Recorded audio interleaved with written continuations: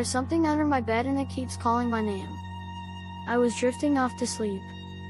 I just got home from work and was exhausted when I heard a whisper, Elijah, and I lifted my head from my pillow and looked around. Nothing. Elijah, it whispered again. I rose up and looked in my closet, but it was empty. I went back to bed and tried to get some sleep again.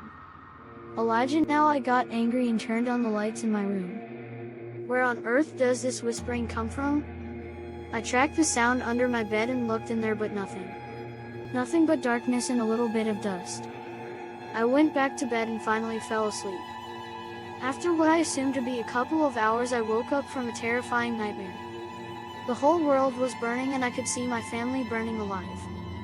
It was horrible and I was completely soaked in sweat. Elijah, I heard again. There was this cat-sized creature sitting on my chest. It was pale, had cat-like eyes that were glowing, and ragged clothing. It had big ears and it was hairy. It just looked at me.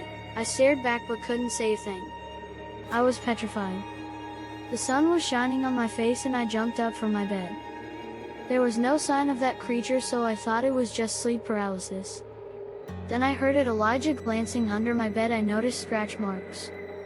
There were these small scratch marks under my bed directly where my head would be when I slept. Elijah, we'll meet again, it whispered in a raspy voice.